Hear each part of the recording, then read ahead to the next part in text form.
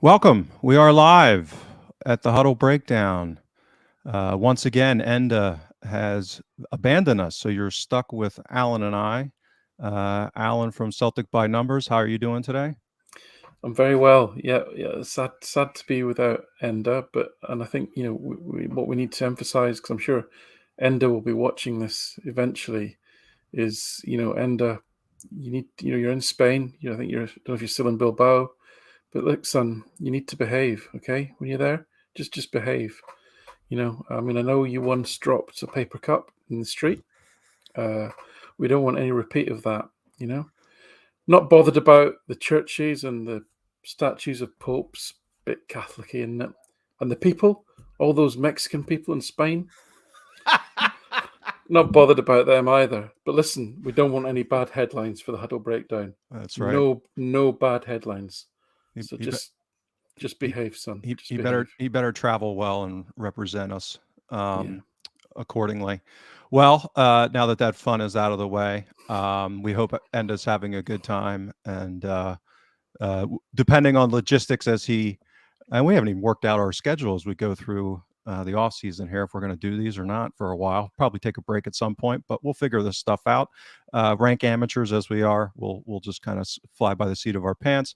Along with that, because Enda is not here to host and produce, I am in a room with two live dogs who may bark at any moment. So Alan will have to go into long monologues if I end up with a spasm of barking in the Hurrah. back. And because I am hosting and we're going to try and keep the comments going here, at least try to read some. I have to wear glasses because I've hit middle age firmly, and despite having LASIK like 20 years ago, I'm once again descending into blindness. So apologies for the if there's any glare off of the glasses. Well, let's get to the fun, Alan. Hmm. It's all done. The Champions season's again. done. Yeah. Champions. What a delightful, fun weekend. A lot of emotions, a lot of just joy. I mean, as someone who watched it by myself in my family room, as the rest of my family slept in, you could feel it through the TV. It was palpable, just the sheer joy in the stadium. So how did you get on, and how did you get to enjoy it? Yeah, tremendously. I mean, the sun was out. The crowd was in great form. It was a very emotional day. I think with Rogic especially and Bitton moving on, and probably a few other players that we saw parading around. Lovely to see the joy, the players' togetherness as well, and also the manager. I mean, I think during the game against end of the game against Dundee United, he kind of took me back a little bit how emotional he was and how exhausted and drained he looked. I think this has been a real challenge for him, and I think it emphasizes what he's done in terms of bringing this group of players, which I don't think is anywhere near the squad that he would ideally like to have, and getting them over the line. I mean, I think all the focus has been on the league. Some clubs will tell you blatant lies that the league wasn't the priority. Straight into the Champions League. Um, and I think he got that. We saw that in the Bodo Glimt game. It was the most eye raising moment of the season when we fielded a kind of weakened team against Bodo Glimt, but because his focus was all about getting this league title, and I think it's taken everything out of him to coax this group of players over that line. And I don't think we saw a hint of that. No hint of weakness. We've had no complaints. We've had no excuses. We've had nothing apart from just laser-like focus on getting to that finish line. So I think all that came to fruition in a kind of outpouring of relief and emotion. And it was a very emotional day. I was welling up when Rogic went off. It was quite hard actually. So it was lovely. It was a great day.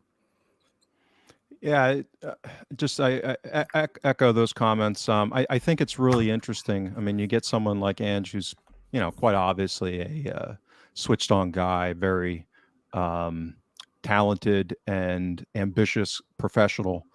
But even within that context, I mean, he walked into something that just was nowhere near anything that he had dealt with before. And we talked about this when we were going through kind of the epicenter of the injury barrage back in December. To manage through 60 games. I mean, his time in Australia, when I wrote an article about that, I mean, he was playing 25, 30 games a season. And to get into this 2 games a week routine and to do it really since July, I mean, it's just a totally different animal, I would think, for someone, even with his long CV of success and accomplishment. It's just a total different animal to walk into that kind of schedule with the squad issues, with basically a unipolar force, probably lacking in resources to a degree that hopefully they're going to address coming into the summer. So if you just think about kind of conceptually all of those demands on this one individual, I mean, it really is extraordinary. So I could get why he would be a bit exhausted in many ways, and culminating in accomplishment and relief. Yeah, I mean, I think I was, I think we talked about it very early in the season. Is that, I'll be honest, I didn't think the league was going to be won this year. I really didn't. At the start of the season, just because of the logistics of it and the amount of change that we'd have to go through. But I get the sense almost that everything that we were told by the seasoned Andrew watchers is it'll take a few transfer windows. It'll take at least a year. It'll take maybe the second season you'll start to see some cohesion there, and I suspect in the background there was a little bit of at Celtic sort of saying, you haven't really got a year, mate. You've got to make this work because we have to win the league this year. And I think, and I'm not saying his job would have been on the line, but I think he's an intelligent person. I think he instinctively knew, because of the Champions League situation, that really you can't really take a year here. You've got to get this over the line somehow. And that was probably stretching what he felt he was capable of doing based on his previous experiences. And that's, as I say, before you even take into account what actually needed to be done to create a coherent team. So all of that being said, I think that explains the huge outpouring of emotion that's come from him over the last few days, which was surprising but lovely to see as well. Yeah, and I think from a supporter's perspective, I see Plixie, and I want to try to finish that in the comments, stated something to the effect that we're not used to this kind of title challenge either, this kind of old school title race. And again, one of the first pieces I wrote last summer for the Celtic Way was talking about kind of a back to the future concept, which is we're finally probably entering an era of, let's call it, relative parity, meaning that you're going to have kind of like when both clubs have had, in the same, regardless of how they do it, spending similar or comparable amounts of money on players in wages. And last season was such an odd season. 1920 was truncated, and it was really the first season that Rangers had kind of returned within the zip code, the area code of or the ballpark of our spending. So this is all kind of fresh and new to a lot of people. I mean, it's literally been a long time since we've had a title challenge go down to this degree, where you kind of on pins and needles for months on end, and that's exhausting too, just as a supporter.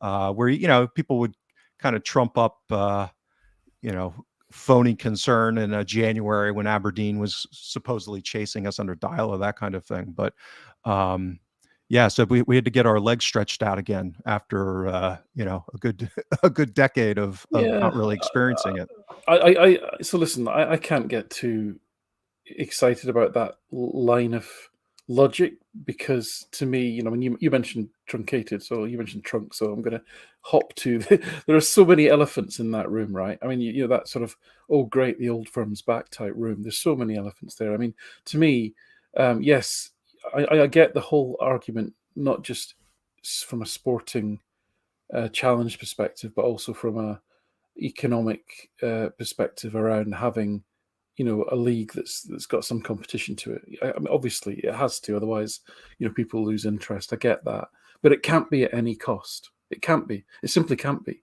Celtic have earned the right to be the biggest club in Scotland.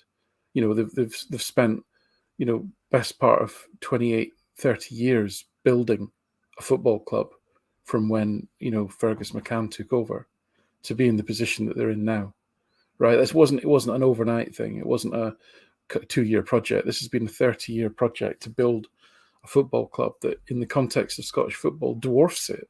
Right? Not through nefarious reasons, not through not paying taxes, not through playing players or getting borrowings from the bank that are not available to anybody else. It's through performance on the pitch and through your prudent management. So I have a bit of trouble with it's a lot better than Aberdeen being 30 points behind. I get the sporting argument to that, but we earned that right, and we've still earned that right. So competition's great, but what I want to see is a well-run Aberdeen, a well-run Hearts, a well-run Hibs, which we've not seen this year at all. Actually, those clubs could be doing an awful lot better. That's justifiable competition. That's earned competition, and that's what I'm all for. And if that's how the league becomes competitive, then that's great. And if the league isn't competitive because other clubs can't run themselves in a professional and legal way, then and Scotland hammer everybody, and Celtic hammer everybody in Scotland, then that's just the way it's got to be. Yeah, and I'm not going to disagree with any of your points. My point I was attempting to make a bit of a different point, which is more of just the basic. I decided to focus on another aspect of Yeah, that. well, no, it's fair enough. It's more so just the Mm. basic, like, psychological experience of this season as a supporter having been different regardless of how or why. Mm. I think that probably contributed. I mean, Ange would have his own situation, and all the people at the club on the staff and etc. With this grind, and the supporters having our own experience of going through something that's like I said, we're a little rusty on. So I think that the combination of all that really contributed probably to that big emotional. Possibly, but release. I would also argue it was even more important, and this is just my opinion. It's not. I'm not trying to. When I say what I'm about to say, it sounds like one of these horrible things where you're trying to speak for the support. I'm not. It's just my opinion, right? I think the level of connection that the club, and certainly the team, the manager, and the players have now got back with the supporters has been a huge reason for the joy and the outpourings over the last week. That's because Celtic is a club about connections. It is a community. It is a movement. That's not to say that it's a single mind and it's a hive mind and everyone's of the same opinion. We all know from social media that's not the case. But it's on certain fundamentals and what's important. I think there is a connection there, and I think that has been lost over a number of years for many reasons, which we're not going to go into on this particular podcast. But I think people are feeling, I hope anyway, and I certainly I do, feeling a greater sense of that connection, and therefore to not just to win, but to win whilst taking everybody with you is really what you want your football club to do. I think, as most supporters would.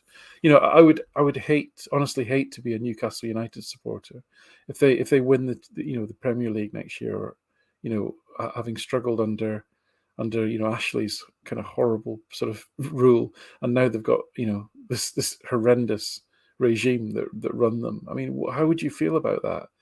What does that say to you about what you believe in, what your values are? It'd be a horrendous situation. So I think that connection is really, really important, and that to me, even more so than did it go down to the last day, or were within X points or Y points. It was more that the joyousness of the football that's been played, the style of play, the ambition that's being shown in terms of wanting to go out and entertain and win at the same time. I think that piece has really helped bring it together. I agree. All good points. But again, I think it all focuses back on one individual. Really, I mean, the cult of personality. Well, I'll say two. You carry on, but I think there's two key things. But go on. Yeah, I think the unique personality, and you get the substance on the competency side, meaning that the basics of doing the job that the man's hired to do, and then you get everything else that comes with it, and the total package of that it is a force du jour. I mean, it really is. So I joked, I tweeted it. I mean, whatever they're paying him, and I know he's talked in certain humble ways, and which is also part of the package of the man, it appears. But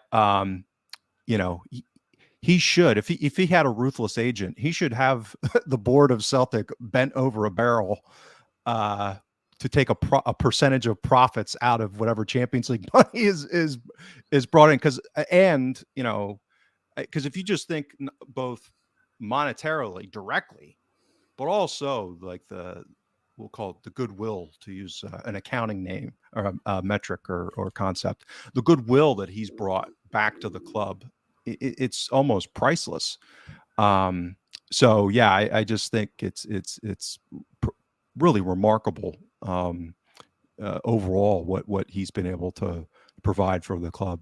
Yeah, and I don't think he's actually even started yet. Coming in as he did on his own and almost making a statement that if we're going to start mid-June, if we start changing the backroom staff, that's just another level of change to manage and another set of people to kind of deal with. So I don't know whether he consciously went with what we had because he felt it was good enough, or whether he felt actually this is the best I can do, or what. But it was probably a level of change that he didn't maybe want to face on top of everything else. I still think he's got his own mark to make on the club in terms of 100% agree. Recruitment and structure and direction and so forth. So for me, this is really just the beginning. And the reason that I mentioned, I think there were two key things that happened. Two the most important things that happened for Celtic this year were both off the pitch. One was hiring Postecoglou, and the other was Peter Lowell leaving, because you can see the way that the football club has behaved over recruitment in the summer and especially in January, and potentially now. We're just behaving in a completely different way, and that all starts from the CEO and what he sees as his remit. And what he believes is the way that things should be done. And it looks like, Ange's getting things done the way he wants them done. And he's being supported in that so far. I know we've kind of been here before. We felt that Rodgers got what he wanted until it got to the second summer. And then it all just went to shit. We had the the Dembele fiasco. We had the Boyata fiasco. McGinn, can we go down through them? So we had all that, right, and that may happen again, but I'm gonna cautiously say I don't think it will. I think we're in a new era, both in terms of the manager, but also in terms of the board's relationship with the manager and how the board feels they have to behave to support the manager. And I think those two things are the most important things that have happened over the last year, and we've got so many decisions right in terms of what happens on the pitch because of that. Yeah, and I for me, it's mostly, I shouldn't say, I always hate to say all, but as close to all as you can get reasonably positive in the short to intermediate term in that regard. I mean, I think that the relative optimism of all these things that we've talked about. I mean, I have my little quixotic things that I could, I've slung a few arrows at Ange over the season, particularly on injuries, that kind of thing. But the short and intermediate term, really, really positive. But when you have a cult of personality who's, almost like a benevolent king, and that's really what we're going towards here. And, if you can find that benevolent king, there's nothing wrong that says that that's inherently worse than, let's say, democracy, right? As a political structure, if you can find that benevolent king who's not going to, murder and pillage and plunder. Well, funnily enough, and sorry, I know just I'm sorry, I'm not trying to patronize you here. No, you may not know this in terms of football history, but especially international level, it used to be a democracy. Football, the national teams of certainly Scotland and even England and Wales and so forth were picked by a committee. And in rugby, they did the same up until relatively recently. It was a panel of people. So actually, that model that you've said there is not so far fetched. That has existed in the past. Yeah, and I guess what I was fair point. I wouldn't know the history on rugby for 100%. But yeah, even just through my history and watching what's going on with the U.S. men's national team, I know that that's how they had done it for quite some time, much to the dismay of some. But so these are always power struggles, organizational dynamics, and politics, and all that stuff. But when you have someone who's that important, who's not in the role, now maybe, and again, we have no idea how this is going to work out over time. Hopefully he's here for as long as possible. But if he's not here for 10 years, then you get a power vacuum that occurs when you get, he's not coming in as a director of football operations. He's not someone who's the architect in a role that if you're going to have a benevolent king, one that's going to rule for 2 decades, as opposed to a benevolent king who's only going to be around for a couple of years. And, so those are all issues that we can worry about and talk about for the years to come. It's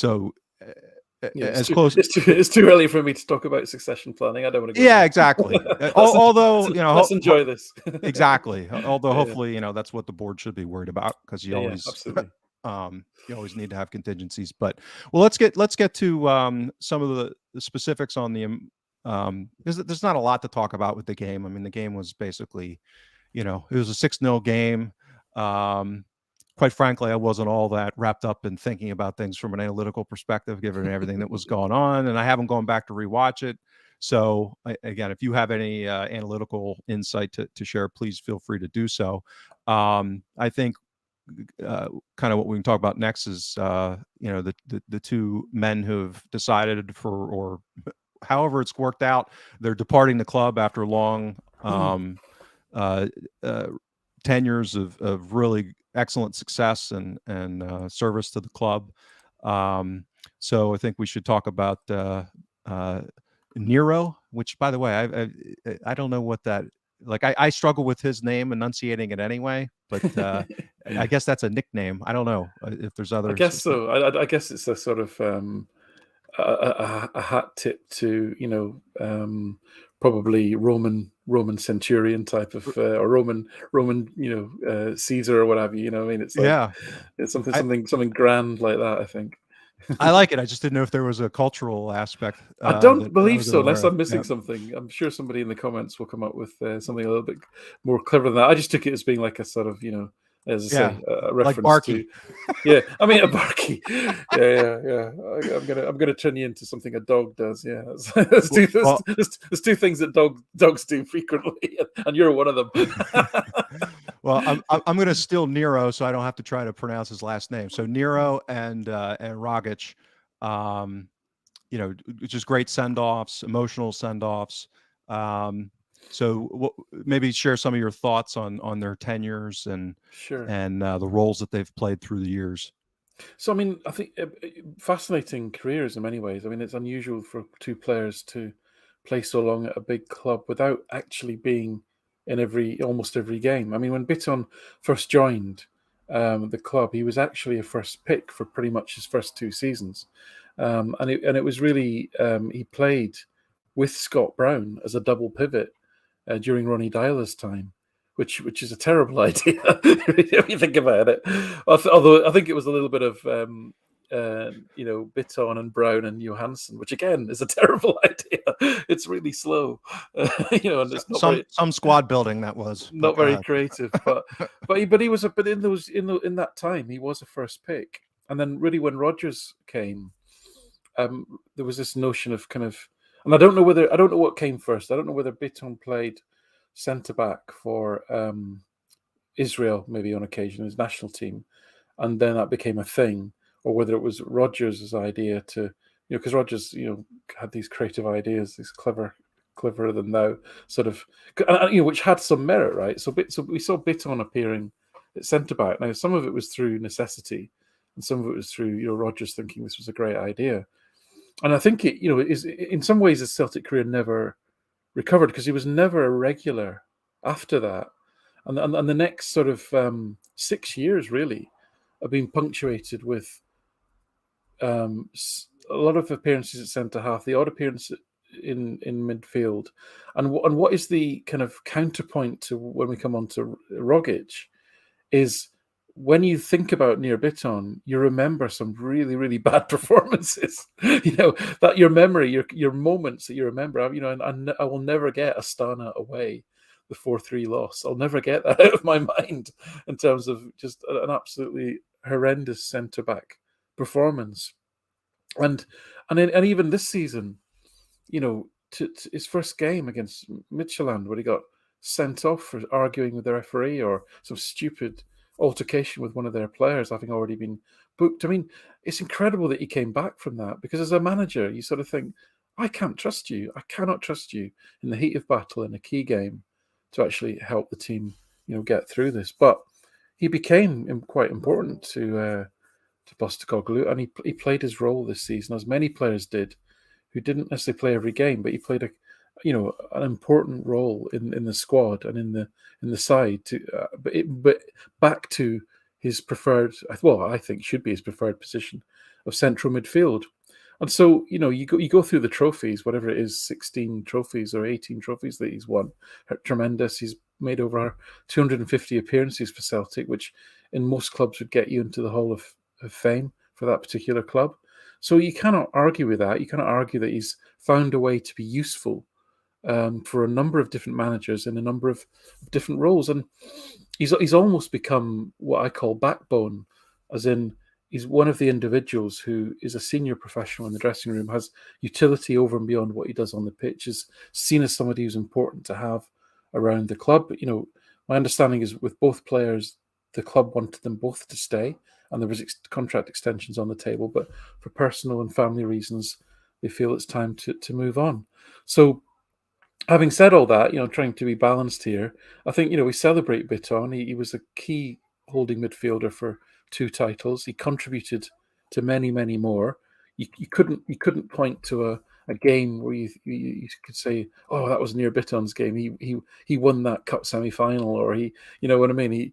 I think he had some great games. Obviously, I mean, this season I think he came on at Ibrox and actually was brilliant and really just helped to solidify the midfield. That was what he was capable of doing. There's many games where he did play at the back, and he was playing, home games against lesser opposition where he was range of passing was just superb, and he was excellent. So, it's sad to see him go, but at the end of the day, he's a squad player, and hopefully it'll be somebody that we can replace. So I don't know if you want to say some words on Bitton before we get to Rogic. I think that might be the way to do it.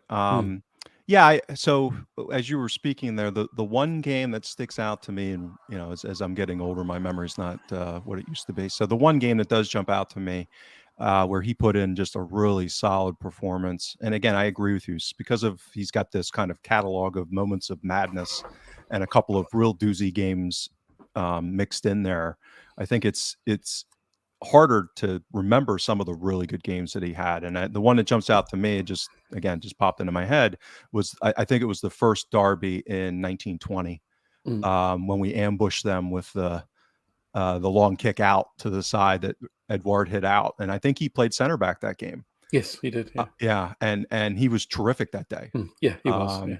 Yeah. So there were those kind of games in there mixed in. And I think he's one of those guys where I think that if it hadn't have been for injuries and maybe some internal politics, is my guess, I would have loved to have seen him as the middle of the 4-3-3 that Rodgers deployed. Meaning that if Bitton would have been, Nero would have been able to kind of go into that role, because he had a lot of fitness issues kind of coming out of that second Dyla season. And was never really able to stay consistently fit, if I recall correctly. Yeah, his record is now, he'll play 6 or 7 games and he'll miss 2 or 3, and it's that kind of cycle. Yeah, so it's probably something chronic going on there. But we had talked about this on some prior episodes. I've mentioned that I'd gone back through a historical study at one point, just looking at outlier games and kind of ranking all of the games that I had in Y Scout. So literally every single game ranked by non-penalty XG differential, and just sort them. and then I'd go through and say, okay, what players were in this game? What game? Just because I'm a loser and I do spend my time doing such things. And it was really interesting that Nero was oversampled in kind of the top games. Again, that might be correlation as opposed to causation, but as you and I have discussed, the one real outlier skill that he seems to have had is that kind of pack passing, that ability to break lines. So yeah, that's one thing that I would have liked to have seen is maybe in that 16-17 season into 17-18, had he been able to stay fit and gotten selected, which again, probably not. He probably wasn't going to supplant Brown, but in my alternate universe, that would have been something I would have liked to have seen, given the attacking talent that he would have had in front of him to break lines and hit guys like Sinclair and Dembele and Edouard and Forrest at peak Forrest. I mean, that would have been, I think, something else to maybe see. Remember he, he's had to basically play in the same position as Brown, who was rarely injured, and McGregor, who's never injured. So right. that to still rack up that number of appearances whilst essentially being a backup to two genuine legends in that respect is quite remarkable, really. Yeah, no, the last thing I'll say, and then we'll move on to Rogic, is, and I've said this on prior episodes, I think that the flexibility of a quality player, being able to play in different positions and to be at least functional in multiple positions is really just a valuable. If you're going to have a squad player, that I think that's a credit to him, and really how good of a player he is, and he's done that. He's done that for his country. He's played in different positions, different roles. So, so I think that's a really positive way to remember him too, is how much he contributed and doing things like Godin playing in what was it, 40-degree heat in Astana, and yes, come off in a horrible game, but the fact that he was able to even be in a position where a manager like Rodgers would say, "Hey, I'm going to use him this way." Not everyone would be able to make that kind of transition. So I think there's some credit to be attributed there. So let's move on to Rogic, who's probably a little easier to discuss. No, absolutely, and again, is somebody who I think actually this season, remarkably, is going to be the season where he's contributed the most minutes he's ever contributed to Celtic. He's never got above, I think it's 2,000, only once above 2,500 minutes. And if you break it down into how many games equivalent has he played, he's never broken 30, which means that in every season he's been here, he's essentially played less than half the games. And that's just, and so it's very difficult with Rogic, because in that respect, because he never completely dominated a season or contributed in a season consistently over a long number of games.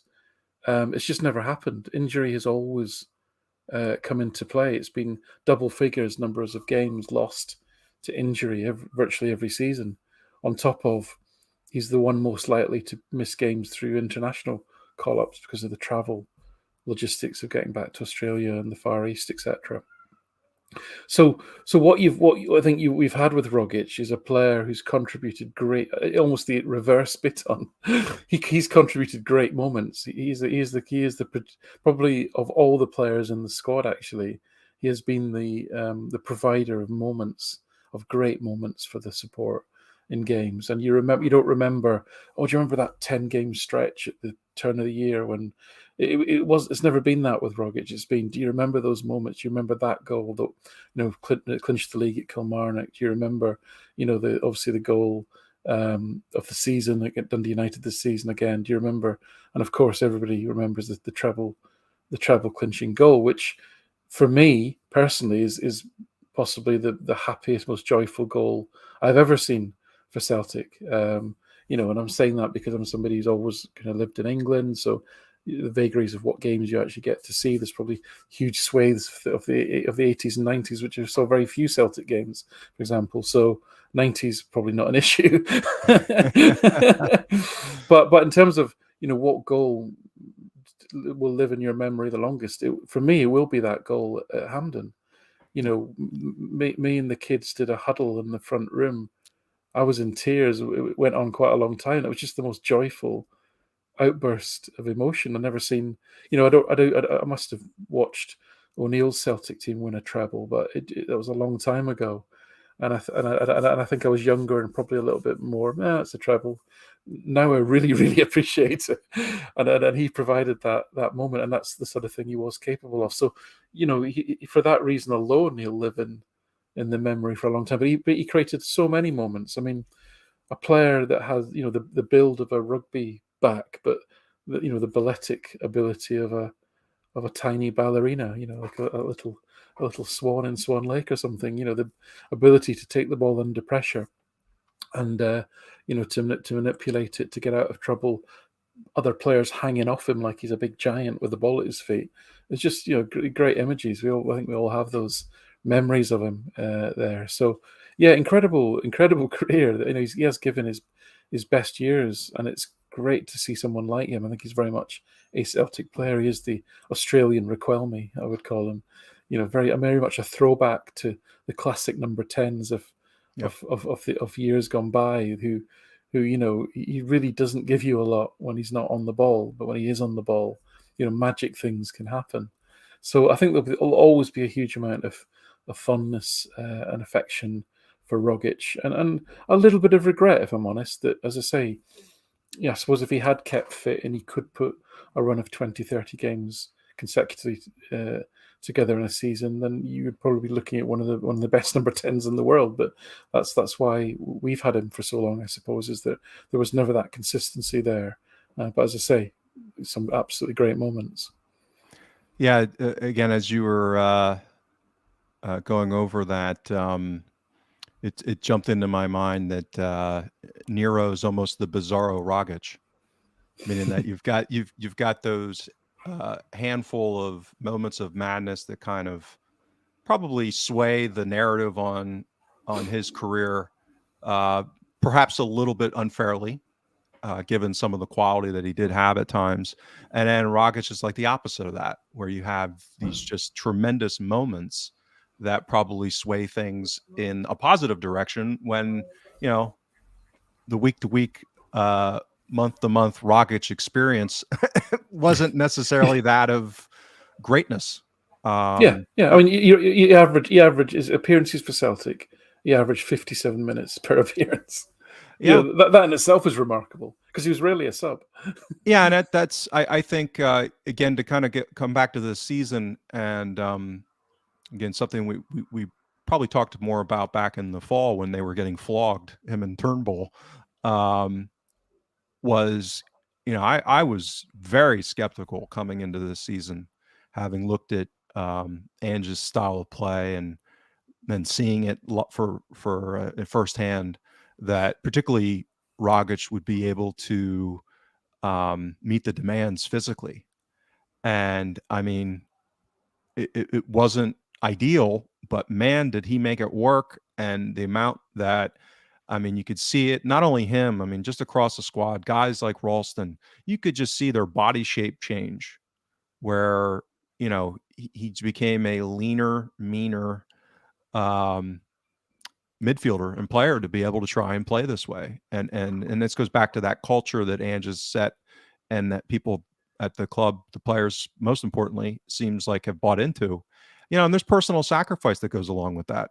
The discipline of living that way and to be able to get your something I could stand up and show everyone I do not have in order to get your body fat down. And I mean, just be able to do that because he's not gifted with the natural abilities that would lend you to say, oh, okay, well, he's a perfect fit for Ange's attacking eight role. And the fact that him, and again, to Turnbull's credit as well, but Rogic in particular, I mean, just I think that stretch of 4 months, I just thought until the reinforcements arrived in January, Hmm. I mean, it was really remarkable in my mind that he was able to make the sacrifices and the commitment and follow through and be able to do it. And, you know, he's one of the ones that did not end up getting a significant longer term injury. Yeah. Um, which And it, probably, I would have bet the opposite. If you're going to say, oh, I don't think he's going to be able to do it, and oh, he's going to do all this, and this, and go through it without picking up an injury, and all these other people are, I would have been like, you're freaking crazy. yeah, So it's pretty amazing. I think a couple of people in the comments are commenting on, Europe and is this really actually the way forward? And I did check earlier, his scoring his expected scoring contribution, so expected goals and expected assists, was something like 0.5 per league game or per domestic game, which is fantastic for a midfielder, and it was 0.15 in European games, and that would be a problem, right? I don't think he can perform at the level that he does in the SPFL in European games, and especially as you're sacrificing a lot of defensive capability by having Rogic in the team. I mean, as like I said before a few weeks ago, O'Reilly is broadly twice as productive defensively as Rogic is. You can't absorb that and have someone who's not actually contributing a hell of a lot in attack either. So I don't want to leave on a downer. I think with Postecoglou, there's a little bit of old school. There's a lot of old school about him in terms of, he wants to have a core of good, solid professionals that are good people in that dressing room, and I suspect that the likes of Rogic, Bitton, Forrest, McGregor, probably McCarthy even would and Hart would form, that cabal of seasoned, experienced pros that keep everyone on their toes, and I think he would have been kept on for that reason, but we would have to find a way to get more, a more productive midfield in Europe. That problem would have been exacerbated. So that's the opportunity, I guess. Yeah, and I'm fine with the departure from a strategic perspective. Again, above and beyond the welling up and the emotions, the ruthless analytical side of me. These are the kind of changes we have to make. Yeah. Those were peak Rogic years when he was putting up that performance in Europe. He's going to be 30 in December. Yeah. So and this is probably because of all the things I just commended him on in the sacrifices and being able to do what he did in the duration of this season. That's probably going to be his physical peak. I mean, he cranked up the dial where he may have even been quicker, faster, and in better shape this season than he was 2 or 3 years ago. But that ain't happening going forward. Like you've set a new level, and now he's going to start declining off of that. And he doesn't have a half a step at that Champions League level, right? Right. So this is not Conference League level that we're talking about, or domestic level. This is going up with the big boys now. And I even worry about McGregor going into next season, where again he's getting into that 29, 30 range. Where is he going to have that pace, that explosiveness at an 8? Yeah, and he's one actually that struggled. I say struggled. Kyle McGregor struggling. Most players would die for, right?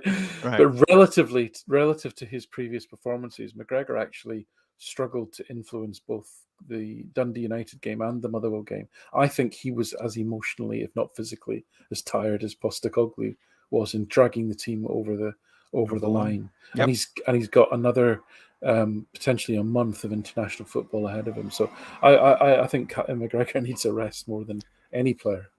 Yeah, agreed. And that maybe from a futuristic perspective, and we'll get to that in a little bit here more specifically and expansively, is the most interesting comment of the week I thought was Ange referencing a midfielder as a priority. And obviously that's an area that you and I have discussed in recent months as a dream box to check would be to bring in that stud.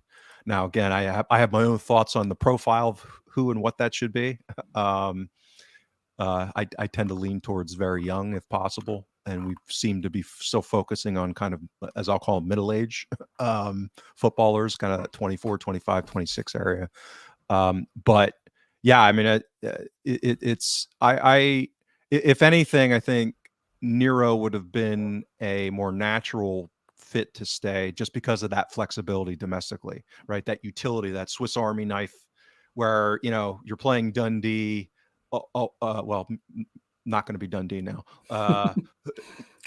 Inverness, Kilmarnock. yeah, Inverness or Kilmarnock, yeah, Yeah. on a Sunday or Saturday following, playing, knowing our luck, Barcelona. In Well, that would be a good draw. That would be a good draw. Well, that would be good, but just the repetitiveness, Yeah. of it, is, playing Nero at the 6, or, we'll see. Maybe that's the other thing that we can talk about as we go forward. I expect we're going to see more flexibility out of Postecoglou going next season too. I mean, that we were Tactically, yeah. yeah, we were pretty rigid in this 4-3-3 for pretty much the whole season. And he's, if you look at his track record in second season and other places, he's also gotten to be a little bit more dynamic. Mm-hmm. Not still playing the same way, obviously, but going more to 4-2-3-1, or even mixing in 3-4-2-1 or 3-4-1-2, those kind of setups. So Nero would have been one that you could move around a little more. But again, I'm completely content because he's even more advanced, and the idea that he was going to be able to compete at Europe as a midfielder, I think, is unrealistic at the Champions League level. So so that segues to, maybe we'll talk about one other and probably the most successful person at the club that has been in the headlines, which is the extension that James Forrest was given and signed. And I think maybe some of what you talked about earlier about dressing room dynamics and the fact that these two guys are leaving apparently may have factored into this. But what are your thoughts on Forrest and his kind of role, and what do you see going forward? Yeah, I mean, I was surprised, and I'm still surprised. But if I try and rationalize it, and the reason I was surprised is because he's 30 now. He's had I don't think we would say he's had a great season. He's been injury hit. It's been a rough 2 seasons. Two seasons, yeah. Sorry, yeah, absolutely. So he'll be 31 in July. Yeah. So is a 31-year-old winger who really relies on explosive pace over short distances to earn space and to get the ball across or to get shots in.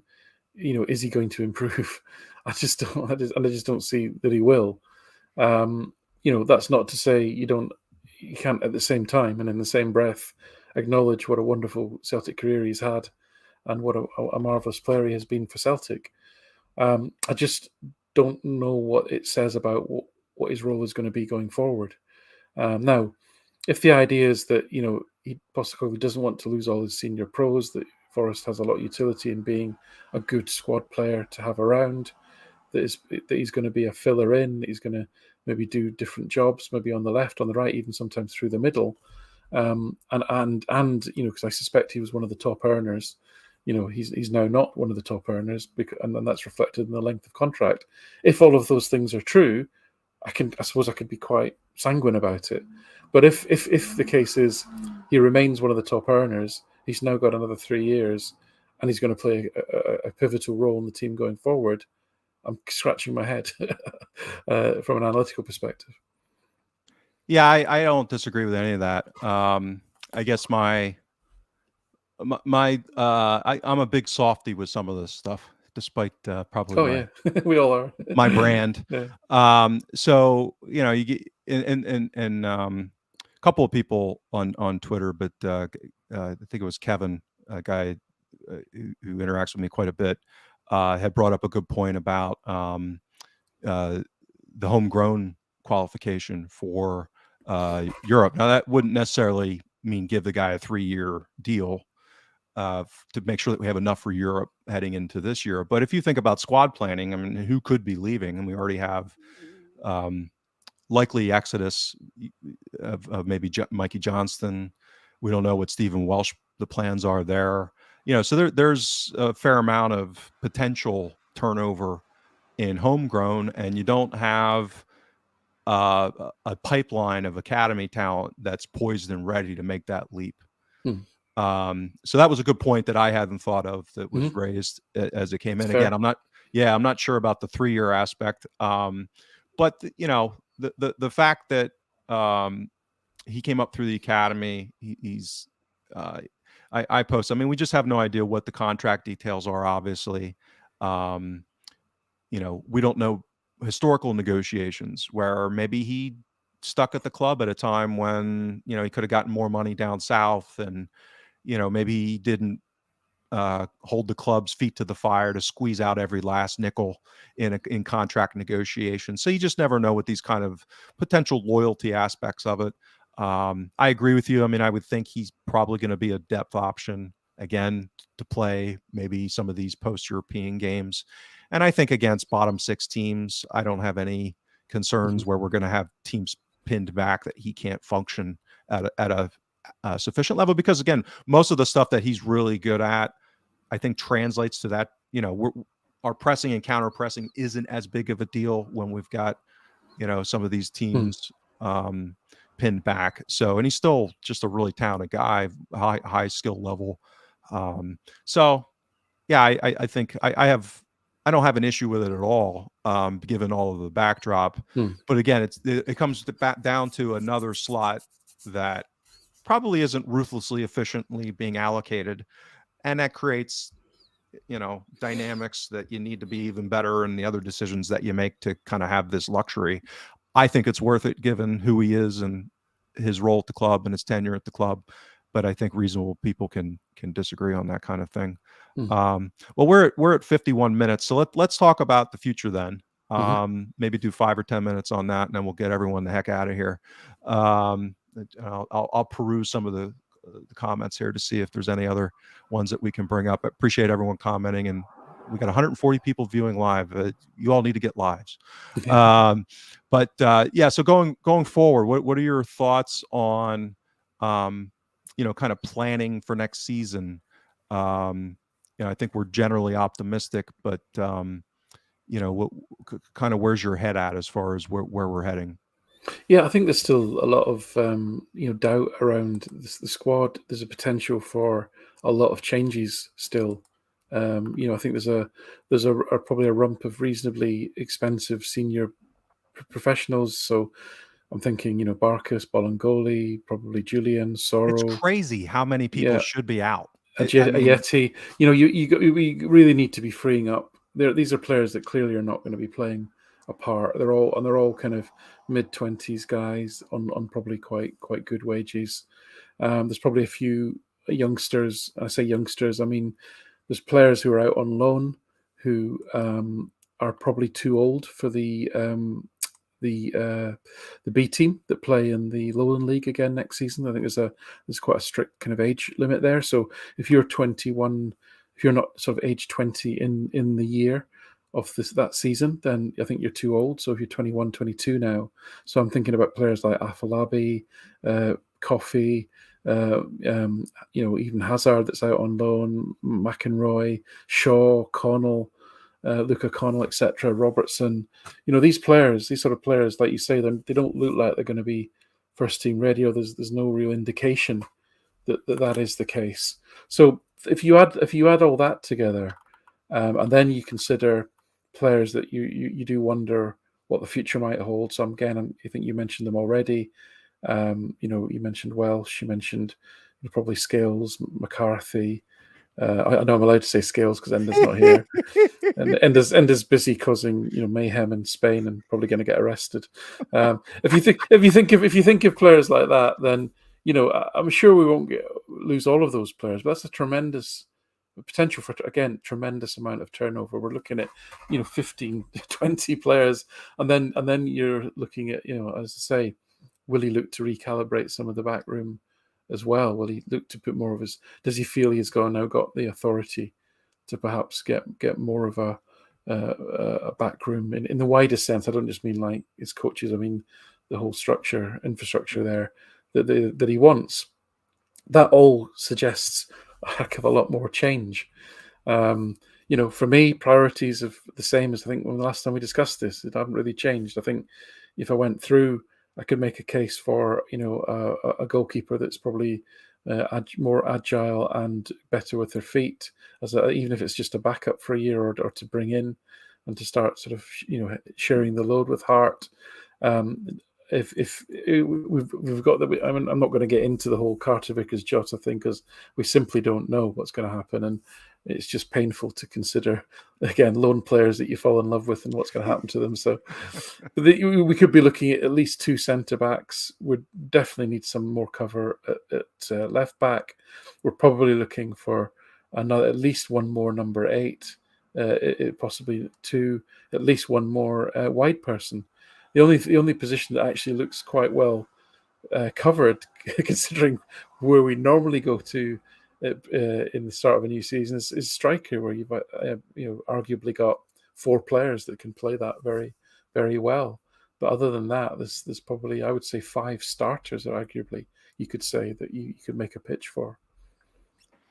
So if I'll push on you here a little bit because I'm curious what your answer will be. If the club decided that they wanted to, because I don't think that from a financial perspective, I don't think there's going to be a requirement to do this.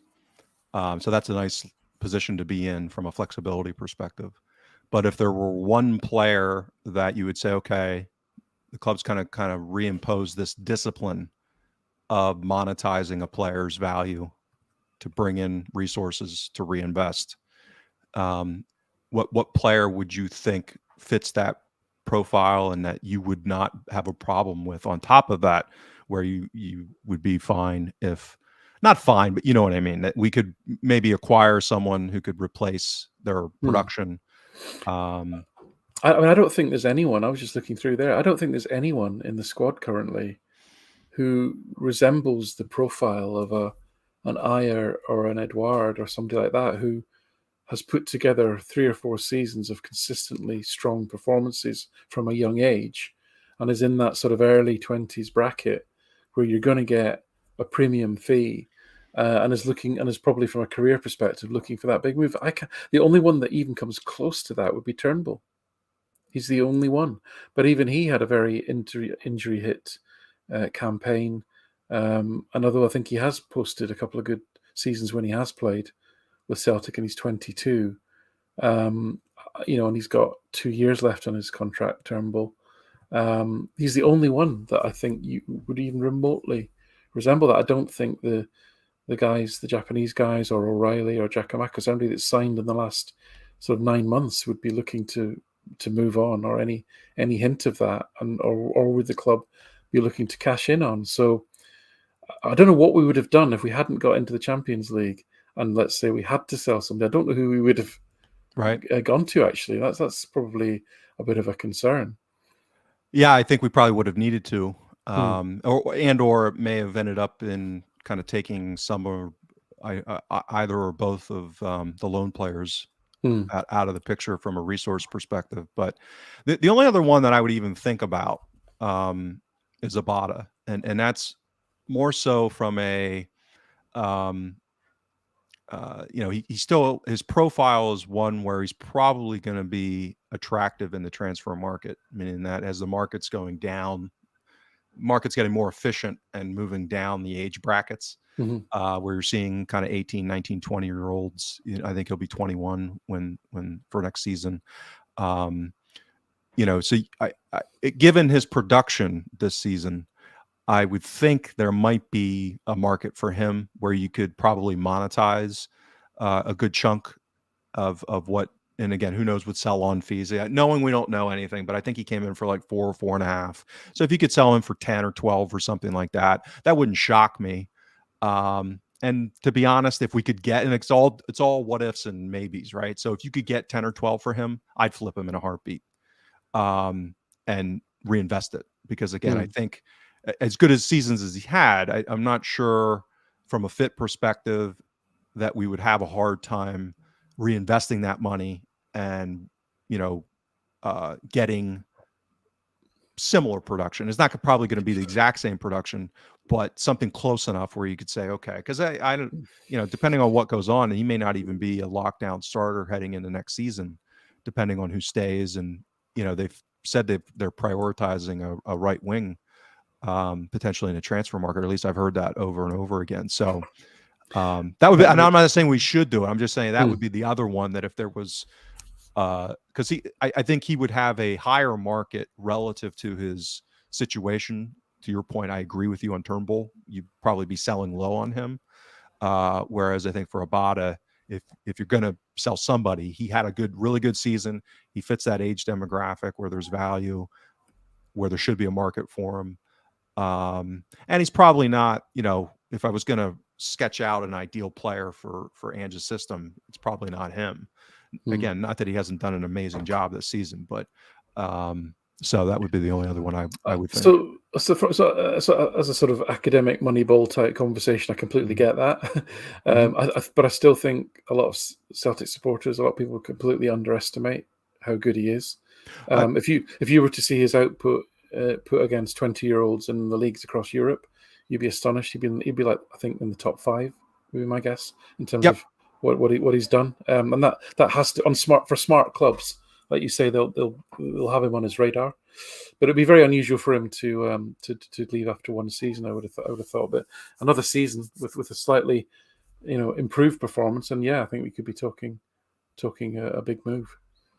Yeah, and again, I'm not advocating for it. I'm simply saying if they were going to try to pick someone else out, if they were going to do it, I think he would, because the cupboard is fairly bare for this profile, as you pointed out. So he would be the only other one that I could think of. Okay, well, we're up over the hour here, so I think we should probably just call it a day. I'm going to do a quick promotion here. Enda did not ask me to do this, but I'm going to do it anyway. So as he's out gallivanting and frolicking across Europe, he's doing this football wanderer thing. But he's not misbehaving. He's picking up his litter. Yeah, he's picking up his own litter. He's being a good citizen of the world. So he's doing the football wanderer. You can catch that on Instagram. He also has a dedicated YouTube channel, so you can search for the football wanderer on both platforms and follow him on Twitter at Enda Cole. And follow his journey as he continues to neglect his real job, which is hosting this podcast. And now I've got to pick up the slack. I'm going to bill him personally. So he better have Venmo or something where he can pay me. But thank you everybody for tuning in. We'll keep everyone updated probably over Twitter as far as what the plans are. We don't have plans right now, so you'll find out when we find out. So Alan, it's been a pleasure as always. And thanks to everyone for all your comments and participation. Yep. And we will talk to you later. Have a good one.